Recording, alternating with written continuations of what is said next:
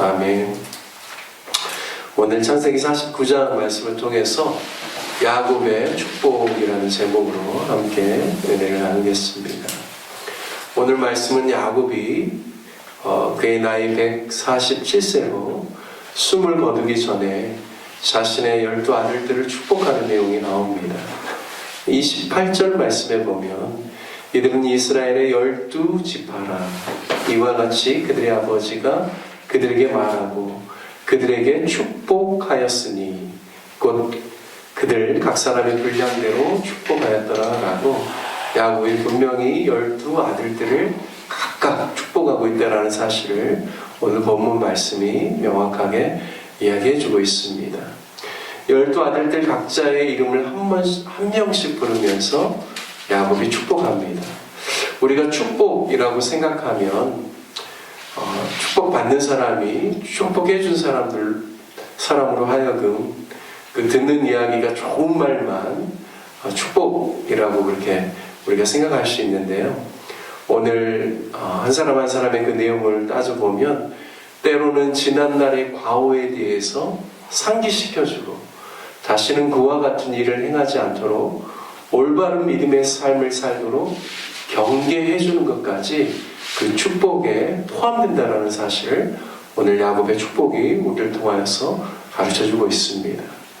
첫째 르우벤부터 셋째 레위, 그러니까 르우벤, 그 다음에 시므온, 레위죠.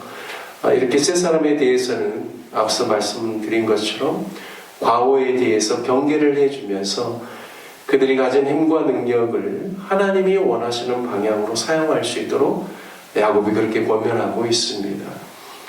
오늘 본문에 보면 르우벤은 장자요 야곱의 능력이요 기력의 시작이지만 물을 끓음같이 자신의 가진 정욕을 제어하지 못함으로 말미암아 야곱의 처민 비라를 그가 동심함으로 말미암아 아버지의 침상을 범하는 죄를 그가 지었습니다. 그랬기 때문에 야곱이 그 아들 르우벤에게 축복할 때 네가 내 기력의 시작이지만 물에 끓은 것 같다라고 하면서 그와 같은 일들 다시는 행해서는 안 된다라는 것에 대한 부분들을 경계하면서 아들을 위해서 기도하고 있습니다. 르우벤의 이러한 모습 때문에 그가 장자임에도 불구하고 메시아가 오실 가계의 축복 가운데 그가 오르지 못했다라는 것을 우리가 알 수가 있습니다. 둘째 시므온과 셋째 레위에 대해서는 그들이 굉장히 날렵하고 용맹한 그러한 아들들이지만 창세기 34장에 보면 그의 여동생 디나가 세겜 족장 하몰의 아들 세겜에 의해 욕보임을 당할 때 바로 잔인하게 그 하몰을 중심으로 하여서 그 세겜 쪽에 있는 수많은 남자들을 몰살시키는 그러한 잔혹한 일의 주동자가 바로 시므온과 레위가였기 때문에 오늘 그 부분에 대해서도 야곱이 두 아들들에 대해서 이야기하는 겁니다. 두 형제들 시므온과 레위가 그들의 분노와 혈기를 다스리도록 예언하고 또 경계하고 경고하고 있습니다.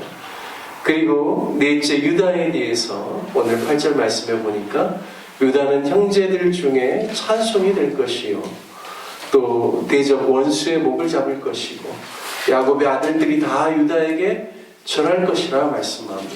마치 사자 새끼와 같이 다스리는 자가 바로 유다에게서 난다. 이것은 바로 오실 메시아를 의미하죠. 규가 유다를 떠나지 않고 통치자의 지팡이가 그 발 사이에 떠나지 아니할 것이다 말씀합니다. 그러니까 크게 보면 장차 오실 메시아 예수 그리스도이시고요. 작게 보면 바로 유다 지파로부터 이스라엘 다스리는 왕들이 계속해서 이어질 것이다 라는 것을 이야기를 하고 있습니다. 이스라엘의 구약의 역사를 보면 이제 족장시대 아브라함과 또 이삭 그리고 야곱, 요셉으로 이어지는 이 시대를 가리켜서 족장시대라고 하죠. 그리고 출애굽을 통하여서 민족이 되어서 그리고 이제 모세가 민족들을 이끌고 가나안 땅으로 들어갈 때 가나안에서 이제 드디어 여호수아 정복시대가 열립니다. 그리고 그 정복시대가 끝나고 난 다음에 일어나는 것은 사사시대이죠. 그리고 이스라엘 백성들이 우리도 왕을 달라고 할 때 이제 왕국 시대가 이제 열립니다. 통일 왕국, 한 나라의 왕이 되는 초대 왕이 바로 베냐민에서 나오는 사울이고, 그리고 이제 그 다음부터는 다윗, 유다 지파로부터 나오죠. 그래서 다윗을 이어서 솔로몬, 그리고 솔로몬을 이어서 이제 남유다는 이제 르호보암에서 계속해서 유다 지파로부터 이렇게 왕이 나옵니다. 그래서 마치 규가 유다를 떠나지 않고 통치자의 지팡이가 그 발사에서 떠나지 아니하고, 실로에 대해서 정확하게 누구다라고 이야기할 수는 없지만 대부분 성경학자는 오실 메시아를 가리킵니다. 실로가 오시기까지 유다 지파로부터 왕들이 나올 것을 예언하고 있습니다. 놀라운 것은 어떻게 이 메시아가 오는 가계의 족보에 야곱을 이어서 유다가 되었는가, 우리가 좀 생각해 볼 필요가 있죠. 르우벤은 그의 아버지의 침상을 범함으로 안 되고, 시몬과 레이는 그들이 디나 사건을 통하여서 혈기와 난동을 통하여서 주동자가 되므로 그와 같은 자에게 또 가계를 이을 축복을 허락지 아니하였고, 유다에 대해서 그 축복을 이어받을 수 있도록 하나님께서 역사하셨다는 것이죠. 유다도 그렇게 특출난 아들은 아닙니다. 창세기 38장의 말씀을 보면 유다와 다말의 이야기를 통하여서 유다가 결코 완전 무결한 사람이 아니라는 사실을 보여줍니다. 그도 여전히 연약함이 있었죠. 하지만 유다가 다른 점은 무엇인가? 다말 이방 여인이지만 그 이방 여인에게 형사 취수 제도를 통하여서 자신이 셋째 셀라를 주지 못함으로 말미암아 다말이 한 가지 꾀를 내어서 그 일들을 행하고 임신되었을 때 분명하게 다말이 어떤 메시지를 주었을 때 유다가 그것에 대해서 거절치 아니하고 받아들이고 자신의 잘못을 인정하고 뉘우치고 그가 나보다 더 낫다라고 이야기하면서 유다가 얼마나 겸손한 모습을 보이고 있는지를 보면 참 유다는 겸손한 사람이구나. 뭔가 죄에 대해서, 연약함에 대해서 이야기할 때 그것에 대해서 받아들이고 수용할 수 있는 사람이구나 라는 것을 알 수가 있습니다.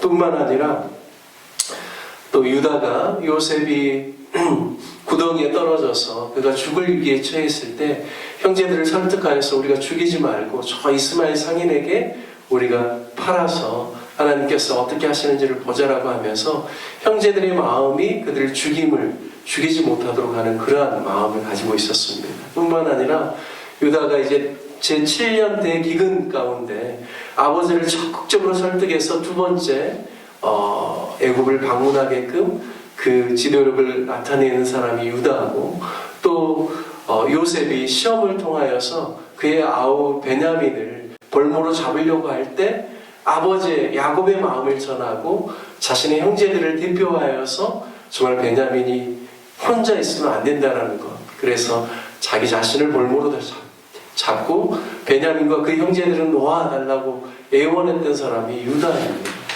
그런 것들을 볼 때 유다가 하나님 앞에서 축복을 받기에 참 합당한 사람이구나, 영적인 지도력을 나타내는 사람이구나, 영혼을 소중히 여기는 사람이구나, 겸손한 사람이구나, 이런 것들을 우리가 깨달을 수가 있습니다. 그래서 유다를 통하여서 그 실로가 오시기까지 규가 떠나지 아니하고 통치자의 지팡이가 떠나지 않고 유다가 바로 하나님께 올려드릴 영광의 찬송이 될 것이다. 그리고 그 형제들이 그에게 절하고 그를 섬길 것이다 라는 것을 분명하게 이야기하고 있습니다.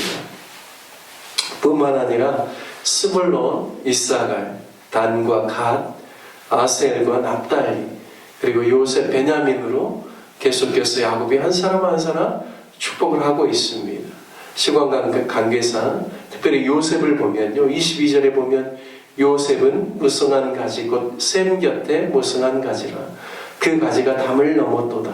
이것은 번성을 의미합니다.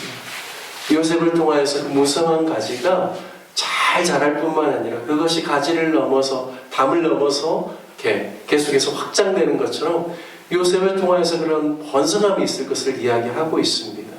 저는 단순히 요셉 개인의 번성함, 그의 자녀들의 번성함만을 지칭한다라기보다는 요셉을 통하여서 야곱의 70명의 가족들이 고센 땅으로 이주하여 야곱의 모든 자손들이 바로 이곳에서 번성하게 될 것을 그 야곱이 요셉을 축복하는 그 기도를 통하여서 예언적으로 메시지를 주고 있다고 믿습니다.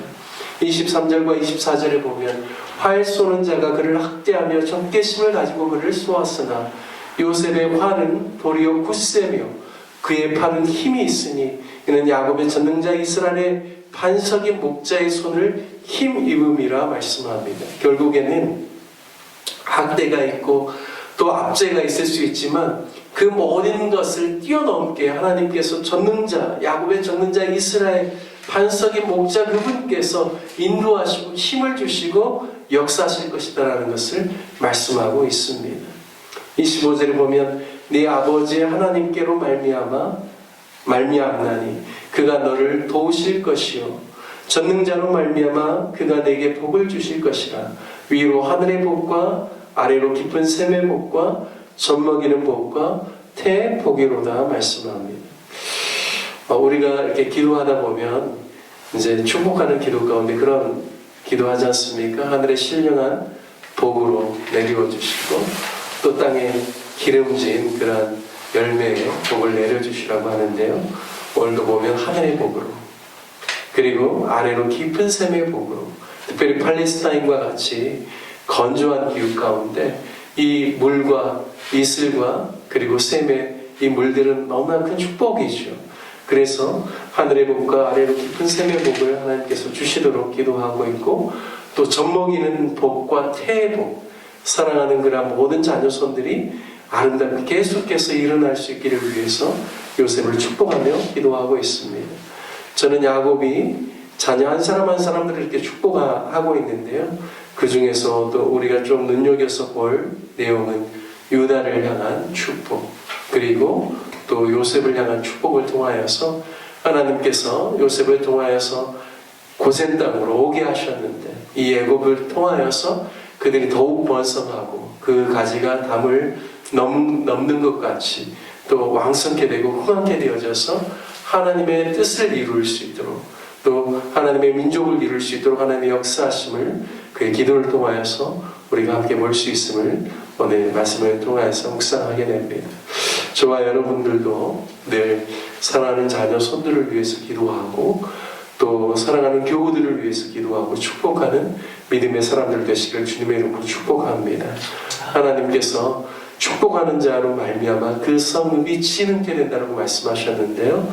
우리의 기도, 우리의 축복으로 말미암아 우리 자손들이 잘 되고 교회가 잘 되고 또 우리가 서로 속해 있는 이 도성 목포시가 더욱더 진흥하게 되고 하나님의 은혜 가운데서 부흥게 되는 귀한 은혜와 역사가 있게 될 것을 믿습니다.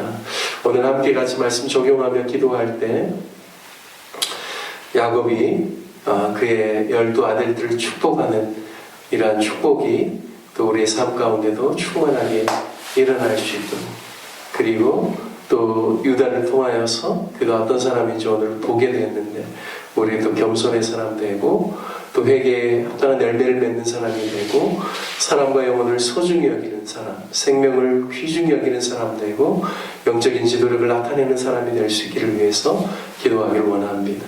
요셉과 같이 하나님께 쓰임받는 사람 또 수많은 생명들을 주님께 돌아오게 하는 생명을 보존하는 하나님의 사람 될 수 있기를 위해서 함께 같이 기도하고 우리도 마음껏 교회와 자녀 자손들을 위해서 축복하는 축복의 사람이 될 수 있기를 위해서 기도합시다. 특별히 우리 교회를 위해서 기도할 때는 오늘은 토요일입니다. 내일 주일 예배를 성도님들이 잘 준비하고 또 예배가 부흥할 수 있기를 위해서 그리고 2월 첫 주 재직회를 통해서 온 재직들의 마음이 하나 되어지고 또 주님이 맡겨주신 사역에 우리가 더욱더 열심을 낼 수 있는 새로운 마음을 우리 모든 재직들에게 부어주시기를 위해서 기도해 주시고 또 이번 주부터 시작되는 목장 사역을 통하여서 성도들이 서로 돌아보고 모이기를 힘쓰고 성도의 아름다운 교제가 일어나며 치유와 회복이 일어나는 목장 모임이 될 수 있기를 위해서 기도해 주시기를 부탁드리겠습니다. 우리 다 같이 주님의 이름 한번 부르시며 함께 기도하겠습니다. 주여